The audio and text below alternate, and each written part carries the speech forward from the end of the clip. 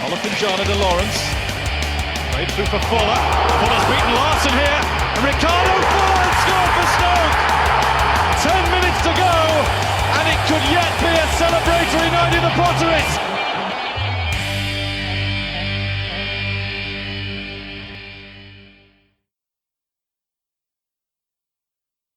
Hello and welcome to episode 6 of the Wizards of Dribble. We've had a little rotation in terms of presenters. I'm Jason Martin and today I will be joined by David Cowlishaw. Hello. And Chris Brammer. Hello. So, in terms of where we begin, there was a football match yesterday and we didn't lose, which is always a bonus. Yes. So, Dave, you were at the game. Apart from catching Pokemon, what did you find?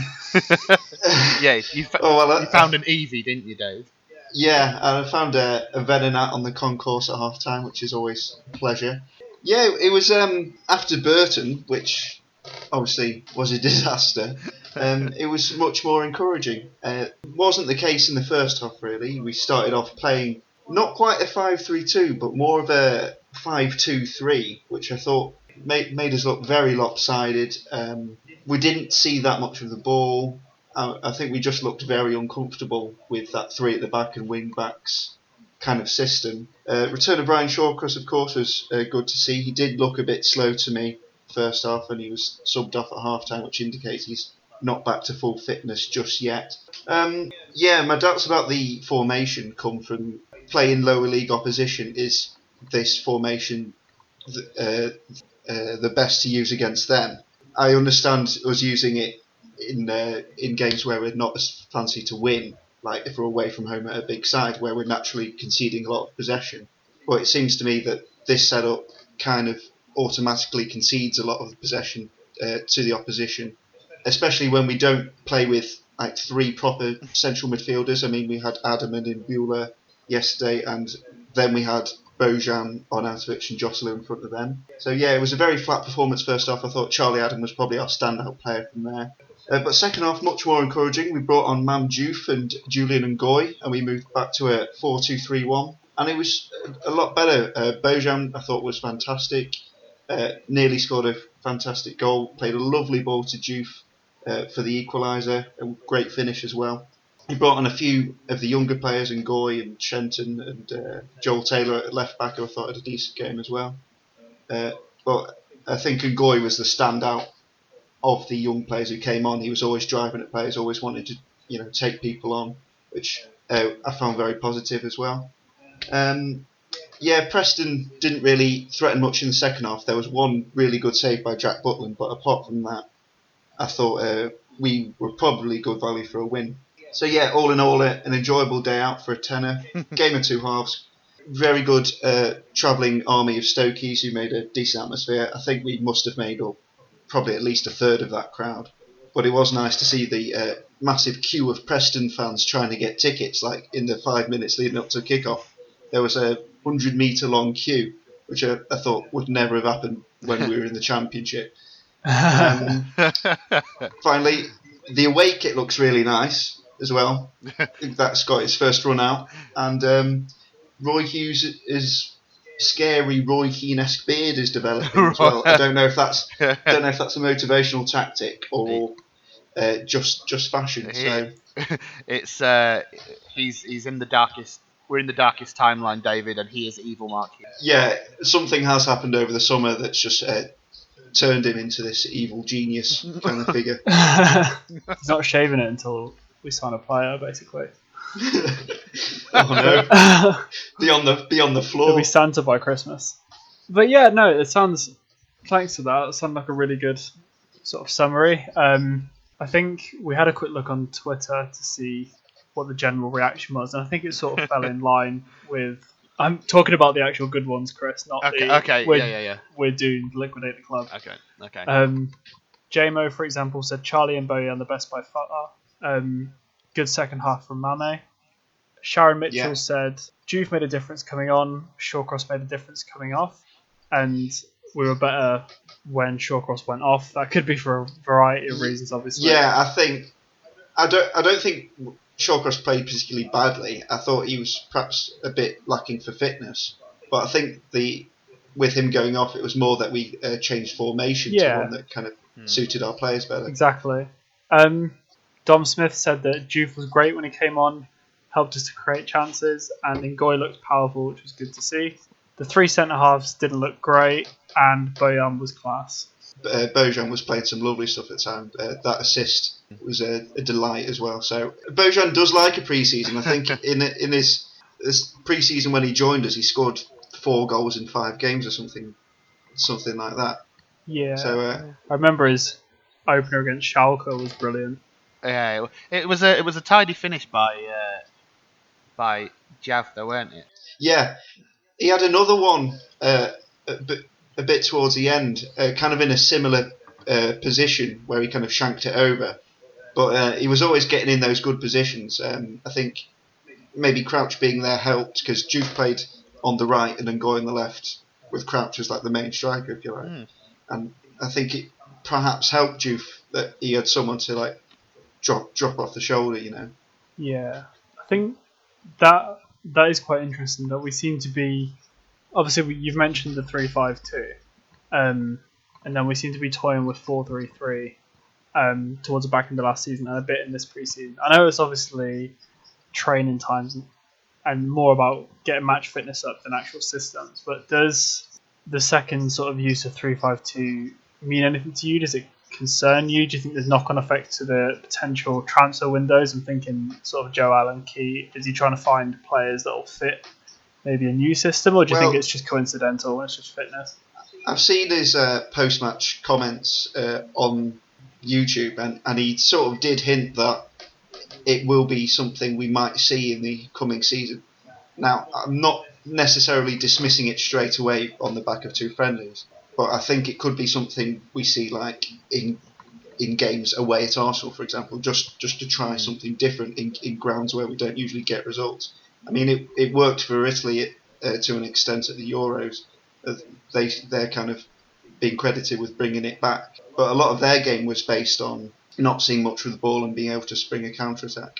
As far as Joe Allen's concerned, I think he'd be quite an interesting signing to play in our normal system, if you like, in a 4-2-3-1. But yeah, I can see him playing in like a midfield 3. Because, as I said before, we didn't really play a 3-5-2. We kind of played almost a 3-4-3 so we didn't have 3 central midfielders. We had 2 and then 3 attacking players. So that was quite interesting. Yeah, I think Sam at Wizards seems to. He's completely adamant that 3-5-2 is going to be the next tactical shift, in the same way that 4-4-2 and 4-3-3 shifted to 4-2-3-1. The concern there is that you've got to have the right players to do it.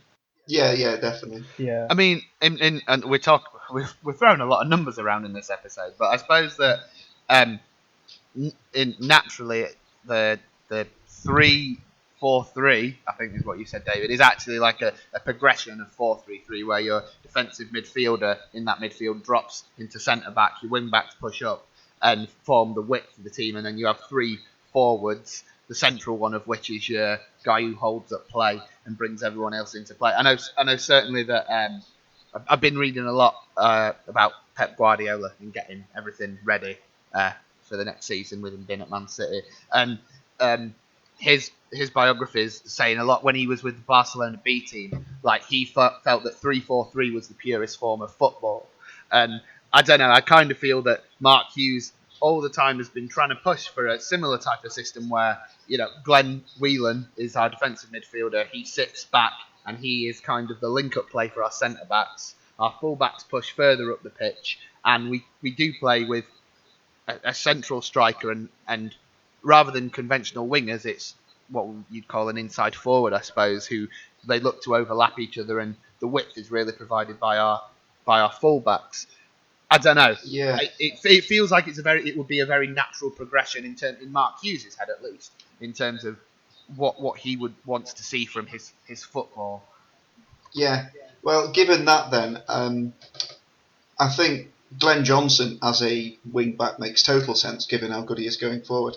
I've got more concerns about Eric Peters being a wing back, because I think he's better suited to being a more traditional left back, especially given how poor he is at crossing the ball into the box, which I saw on a couple of occasions yesterday, his crossing was way off. And so maybe he'd be looking to bring in a more conventional left wing back rather than trying to push Eric Peters further up the pitch. I don't know. I mean, Chris makes a sort of solid point that 3-4-3 would be a nice progression from 4-2-3-1. It's going to be quite seamless. I think we would definitely need the players though for it. Like Yeah. we can't, like, as Dave says, like Eric Peters. I think everyone would have a reservation over him being that attacking left back. Now we're not linked with any left backs, which would suggest that if Mark Hughes is wanting to go forward with some formation change, that he still sees Peters as his first choice left back. Obviously, a lot can change, and we're getting fresh links every day with crazy different players. But we've not. Generally, they're all a very similar type of player. We've been linked with strikers and midfielders. Yeah. We're not getting linked with fullbacks this season. Yeah, and we're not getting linked with. there was one Charlie Taylor a few weeks ago from Leeds. Oh yeah. Seemed to be mentioned, but yeah, I think more and more people seem to be sort of being vocal about Peters, particularly on social media over the last few months. I guess since his new deal, which seems to be a little curse, but I think it's more that he was exhausted. But yeah, I think everyone would probably agree that it's one of those roles where they need competition and rotation for the best of it. Oh, another position we're not being linked with players for is centre half. And considering if we want to play three at the back, I think we played our 3 fit centre halves yesterday. You know, I don't think you can go through a season playing 3 at the back. Not necessarily that we will go through a season playing 3 at the back. But if you want to play that formation, we can't really just have 3 fit centre halves. I know Mark Wilson is still to come back, and Jeff Cameron can play there. But as we found out last season, we are quite light in terms of squad depth, and a couple of injuries can really hurt us. Yeah, it seems to be a different type of centre half as well. People talk about if you're going to have sort of 3 at the back more than anything, ideally you want maybe the more mobile and athletic defenders. I think the thought of, say, Phil Walshard, as good as he is, sort of being at the back is sort of terrifying a few people. I think if Mark Muniesa could remain if he could play without injury questions over his head, I think he would be perfect for that system. Yeah, I thought he did play very well yesterday in the back 3. I absolutely adore him as a player. I think that he's a fantastic player. I think he thoroughly deserves to be in our starting 11. The only issue is that he still has those questions over his fitness and whether he's injury prone, which is a real shame because he seems to be a lovely person and he is a really good ball playing defender. Yeah, you were talking about the Pep stuff earlier. I wonder if if Munies has been sort of made for this role, and it's just the first time that we're stumbling upon it. Yeah, well, he's always said that his biggest influence, obviously coming from Barcelona, is Puyol, and he was not the tallest of defenders. In fact, in comparison to the tower of giants that we've had in our defence over the last few years, Muniesa and Puyol, his idol, are really, really tiny in stature. But it's all about, therefore, they rely on their game intelligence and being able to position themselves in a certain way rather than brute physicality. Which again is what you need in a 3 at the back system, because there will be occasions where you're left a little bit bare and you have to work as a 3 to complement one another and cover each other and really, really be comfortable with the ball at your feet. And yeah, Muniesa is a perfect example for it. It'd be perfect if he could remain fit all the time. Yeah, I think we all agree on that. Just to round off the pre-season chat then, Stoke are due to jet off to the US now. A couple of games against Orlando and a major coup against Orlando B as well. And there is a confirmation that there will be a streamed match, but there's further details to come on from Stoke City themselves. So we wait to hear from that. We've touched upon it already, but let's just do a quick transfer roundup. So, basically our hit list. Yep. Let's start with Joe Allen. So, John Percy reported that he was due in for talks today. A few rumours have swung either way. It's gone great, it's gone terribly. I guess we won't really know, but Hughes has got him in a room, and that sounded way worse than it should have. But with his scary beard. yes. Well, which one? They probably have no beard off. Oh, yeah. And John Percy seems to suggest that Allen would actually look forward to playing under Hughes, so he could be one that comes in. A potential knock-on would still be Ki Sung-young, who we apparently bid 7 million for prior to Allen, but Swansea then sort of moved the goalposts. Yeah. And there's suggestions that Swansea need to sell Ki before buying Allen. Would you guys like Ki? Joe Allen would be my first choice. Yes, me too. Like that's not the disrespect to Ki, and I don't know him that well. Obviously, only seen him at Swansea. He seemed all right enough, and no doubt if he came into the team, he'd add something to our midfield. But now Joe Allen's been suggested. We need Joe Allen. That's who we want, and that's who we need. Yeah, the more this deal seems to be progressing, the more nervous I get. Yeah. Until he's holding up a Stoke shirt, I'm just in a constant state of panic that he's just going to decide football's not for him and open up a farm or something. He's going to go. He does collect chickens, I think. He Joe does. there's your interesting Joe Allen fact for the day. I love that. Everyone else with their Rolex watches and stuff, fast cars, and he just stands there with a chicken. Yeah, he's an interesting man. We've been linked with that type of player. Joe Allen and Ki are very similar, and that Lemina at Juventus is also, I would say, in a bit of a similar mould. Would you suggest then that if we got Joe Allen, that would be the final signing for midfield? We wouldn't really be going after anyone else, would we? I don't know. I mean, Well, I suppose the question then is, let's assume we're going into the season, we play 4-3-3. Where does Joe Allen fit in your midfield? Who is your midfield? it would. Allen's sort of a hybrid, isn't he? In the sense that he's not the destroyer that Whelan is, but he's got more tackling about him than, say, Ibrahim Afellay. Yeah, And he's got the passing ability. Whereas Ki, for example, would be more Afellay than Whelan. Allen's probably more. Yeah, I'm getting in a mix, but I think it'd be interesting to see if Allen would work alongside Mbula. Yeah, that's what I'd like to see initially as well.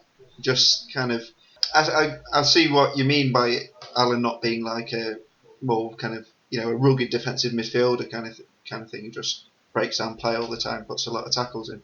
But I would like to see him with Mbula just to see if that makes any difference to us going forward. Because I think a lot of the times last season with our midfield, it wasn't so much that they weren't protecting the back four, although sometimes they didn't protect the back four. It was more that they kind of slowed down our attacking play. So I think that would be an interesting start, would be Allen and Mbula. Yeah, I think if we're going for the counter-attacking approach, which we've done really well on so far, I think Allen would be fantastic for getting the ball sort of up and at them, I guess. He's sort of like a deeper lying Charlie Adam without the goal threat, I think, in terms of his passing ability, and is maybe a little less aggressive in the tackle. I think he'd be like our Sergio Busquets, wouldn't he? Yeah. Just kind of keep us ticking over, but he'd also be capable of finding, a decent through ball to Shaqiri and Arnautovic every now and then. I think a lot of it does depend completely on what we go for formation wise, and to bring it back to what we were saying a minute ago. If Mark Hughes goes with, say, 3-4-3, then that negates us needing a defensive midfielder, because essentially that central defender becomes what was the holding midfielder. In which case, then I think you could easily imagine Mbula and Joe Allen being the midfield two, whilst you've got the wide wing backs, because you've got Mbula who would push forward and be that kind of I say physical presence in midfield, not in terms of he's running around and tackling people, but he's a big lad and he can do you know what I mean when I say he's a physical player? His presence is enough, and then you would have Joe Allen who would maybe sit a bit deeper and pass and play out from deeper and create from a deeper position. If we played 3-4-3, I could imagine that situation. Yeah. I think the success of Allen is going to also hinge on Mbula in the defensive game, though, to sort of cover that. But I think we're all excited for it if it does happen, which it probably won't now. We've spoken about it. It's not going to happen. Yeah, I think in terms of other midfield roles that have been, players that have been linked, Key's been linked. James McCarthy was sort of tentatively linked and is now missed a pre-season game today from against Barnes, I think it was, with an unknown muscle problem. And if that doesn't scream he's moving somewhere, then I don't know what is. But so he could be another one, but he's very much sort of probably more of an Mbula than a defensive mid, which made me think: are we going 4-3-3? Are we going to start seeing 3 different types of central midfielder in? What does that mean for Bojan, for example? So I guess it'll all become clear towards the end of the window. I think the man who can answer all those questions is currently staring into a mirror, just trimming his beard to get it at the appropriate length. He's looking at pictures of Joe Allen, and I think the only reason we've been linked with Joe Allen is Hughes wants beard tip. Oh God, Joe Ledley will be here next. Oh yeah, but I think. Well, we weren't linked with Jedinak last season, weren't we? Who also has a tremendous beard. The beard to be feared. Oh my God! But I think one thing that we learned, especially last year, is that Mark Hughes likes to have a variety of different players to be able to change tactics up for different matches. So obviously we played with a false 9 at times last season. We then played with a target man up front. He likes to change things around, and I think whilst Joe Allen, obviously, if we got him, he would be. I'd like him to start every game. I think that Mark Hughes probably sees it as different games means different players, which is a good thing. It means that we're not just going to try and play one way and like it or lump it, so to speak. Yeah, I agree. So a quick roundup for the other players. Lamina, who was mentioned there's no progress on it, but apparently West Brom are going in for him now. Remains to be seen whether we continue to pursue him following any potential Allen deal. Ramadan Solvi's saga could finally be over in the next few days. Okay. Once okay. When he went back to Egypt to get engaged, and as part of a video interview said that he expects to basically join up with the guys over on the US training base over the next few days. So it seems to be that Stoke are just sorting a visa out, but they could probably do with announcing it. Was someone interviewing him at his wedding? Well, after the engagement, it's just a bit weirder. Like instead of a first dance, he just takes a press conference. I'll be happy when that's finally over, because I think most people forgot about it and it dragged on that long. Saido Berahino, for a man that needs to be sold, is currently going nowhere. I don't understand West Brom's game with it. No, I don't think their fans do either. No one does. Like it just reeks of absolute bitterness on the part of their board, where he's a player who has a year left.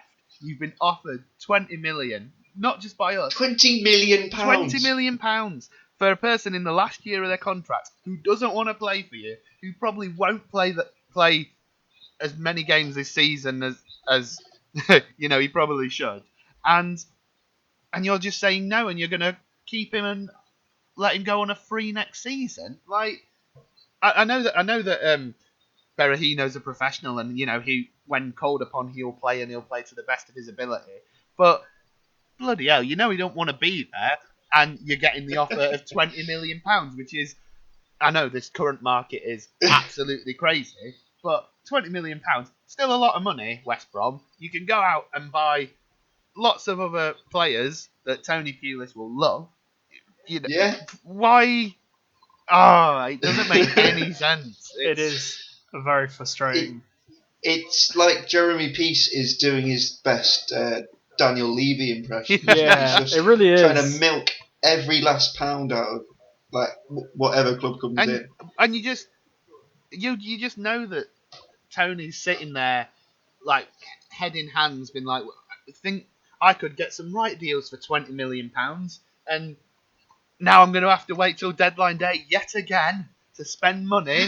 Oh, what a disaster! Oh, Speaking of Daniel Levy, he may yet still fleece us of money this window because Stoke were linked with a £15 million move for Nasser Chadli as of last night. Rumours, because Arnautovic has also been linked to Everton, rumours that he'd come in as a like for like, presumably in terms of hairstyle, considering they're both top knots. But yeah, Chadli, anyone? yeah, I think he's a decent player. He's certainly progressed a lot. I think, particularly last season, he's really come on and shown what he can do. I'm a bit surprised to hear that Spurs might want to get rid. Maybe they've got just better players that coming in. But yeah, I think he was kind of dismissed when he first arrived in England as a bit of a flash in the pan, showy kind of player. But yeah, he's really improved a lot, and I think he's got quite a lot to his game. He's a very similar player, not just in hairstyle, to Marko Arnautovic. So it'd be interesting to see if if Marko has to go, or if somehow they can be part of the same team. Yeah, I'd hope so. I think Chadley's issue was, from looking at it, he suffered from a lack of game time last season. I think he got just under 1,000 minutes across the season, so he was used very sparingly, which is weird because the season before that he bagged 11 goals in 36 games, I think it was, which is tremendous for a midfielder. So I think he offers that physicality, a bit of variation, and I think he'd be quite a good addition, but whether it's just sort of column fillers for a Sunday or not, I guess we'll see. Right, we'll take a break there and we'll be back for the second half very shortly. Welcome back to part 2 of episode 6. Forgot where I was then. Now we're going to take a look at basically a stage below the first team and look at the academy size, because there's been an exciting new rebranding / announcement that the under-21 leagues has become the Premier League 2, which is a nice catchy name. The key difference from previous seasons is the under-21 threshold is now up to under-23, which is sort of a similar level to sides in Germany, I believe, and America as well. It's becoming more and more of a universal sort of age bracket. And so I guess we'll start there. So with the age gap moving up, what are your thoughts? Happy? Annoyed? Do you care? Well, I think it's quite interesting in that, in theory, it could mean a lot of players could stay with us. Like if you're 22 or 23 and you still want to break into the Stoke first team, it gives you more time at the club. More game time. With your own age group to develop a bit more. But at the same time, if you're a 22 or 23-year-old Stoke player and you're still not getting first team chances, will that really change anything for you? Won't you still want to be trying to get a move to a lower league club and trying to build your career that way? So it remains to be seen how much of a difference it will make long term. Of course, next season we've got the EFL Trophy involvement as well, so maybe having just slightly older players could be beneficial to us in that competition. I'm not sure, but if you like you say, other countries are doing it, then yeah, I think let me just. This is the official line that came out for the league. So Premier League 2 is a new competition with a greater focus on a level of play in terms of technicality, physicality and intensity to bring players as close to first team experience as possible. I guess they maybe want more well-rounded players. It leaves scope for, say, signings from abroad coming in age 21 or something, or 22, to adjust in gradually over the season. For example, if Sobby was actually 21 rather than 19, sort of gives him a season there if needed.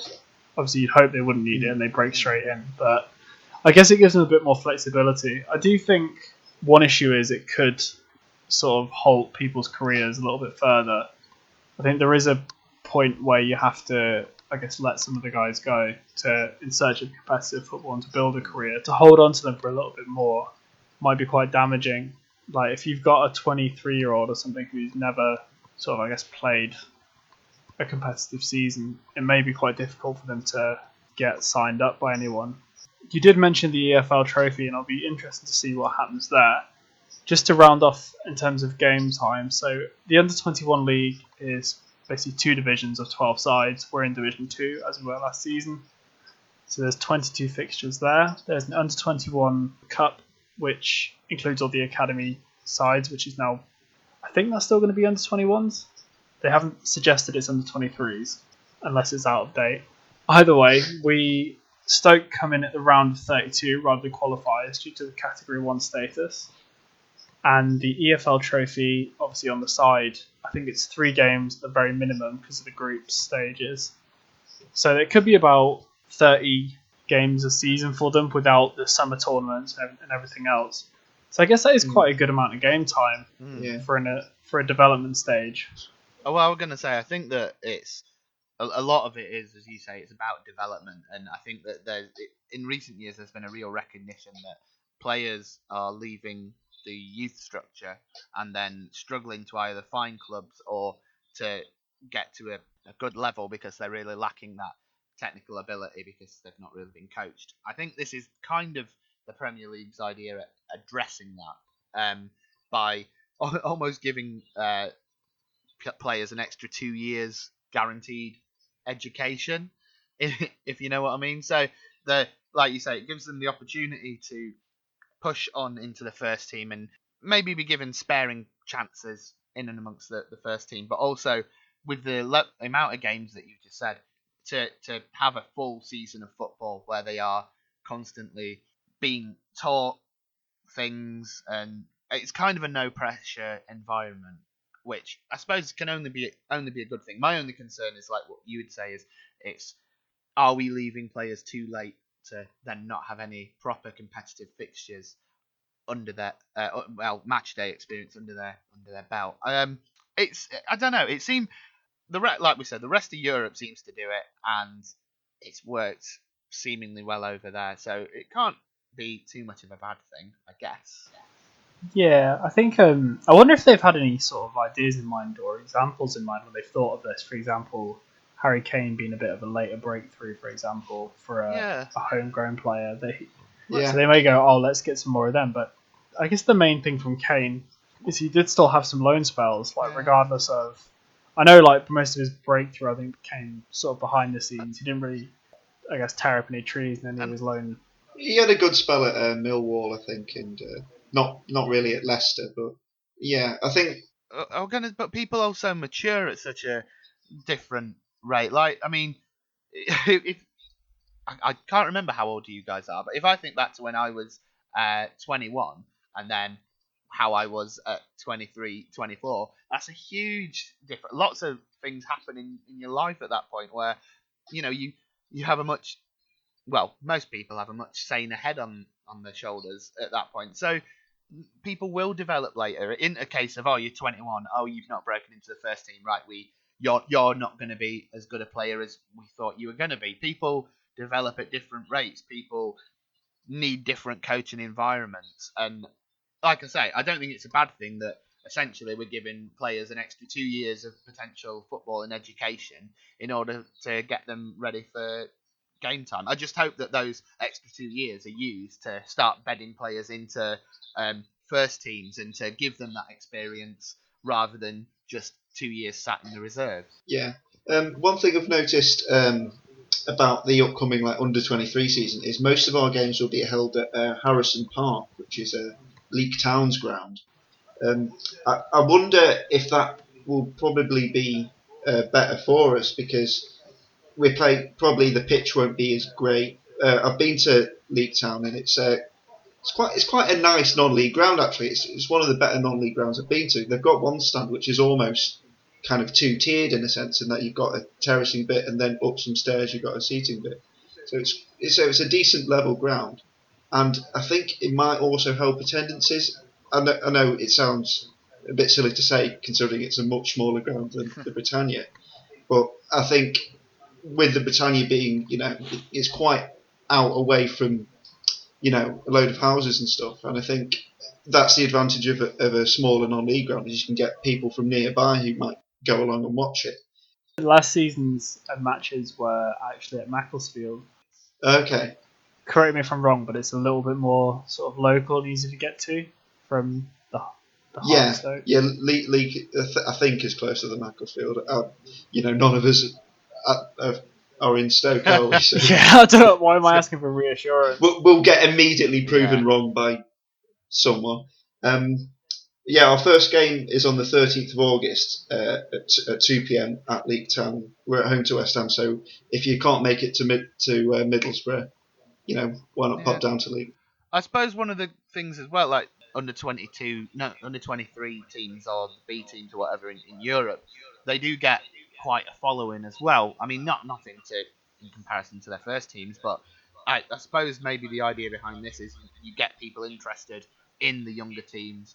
They get to play in front of a decent sized crowd, and it gives them that match day experience, as well as actually getting our fans to know a bit about these players coming through. Because I mean, let's be honest, we are willfully neglecting our youth department on social media and on the internet. It isn't really something that's covered too much, whereas other clubs, like I watched some of videos of clubs on the continent, like Ajax, their YouTube channel is dedicated pretty much to their youth team. It's absolutely mad. You can watch full games and highlights and everything. There's a real knowledge of players who are coming through the ranks. I don't think we have that, and hopefully. Yeah. On that note, under 18s, I think it was, did actually play Leek Town yesterday, just before the first team played at Preston. Shout out to Leek Town TV, by the way, who amazing that there is a Leek Town TV in the first place, but they managed to produce a 16-minute highlight video of our under 18s against Leek Town in a 1-0 win. They missed the goal, but apart from that, great. Yeah, the final score was 1-0 to Stokes under 18s. It was Tibby Verlinden who got the goal, and I believe they're off to Barcelona for some sort of training game now. To be a youth player now. Not a bad trip, is it really? No. Work experience. So I guess speaking of the under 18s, we should probably talk about them for a bit, because their sort of age bracket falls into the Peroni Cup. Other alcohol is available, which starts on August the 12th. It's never a good idea naming an under 18s tournament after alcohol. I think they've misjudged their market there. So it is spelled differently, don't worry, we're just having a bit of fun. So it kicks off at the same time the same weekend that the under 21s kick off their season. There are 16 sides that are in this tournament over in France. Some big names in there. There's some big names. So we've got Gracie Milans, Roma, Monaco, PSV, Eindhoven, Feyenoord, Boca Juniors, and Stoke City are in there as well. They're very good on social media, this Peroni Cup account, and they seem really excited that everyone's talking about it. So hopefully it's a great opportunity for a developing and probably one of the better under 18 sides to get some really good experience now, because there are some good players coming through. Obviously, we mentioned Verlinden there, who signed a new, professional deal with Stoke. It looks like he could be one for the future. Do you guys know of many others, or should I reel some off?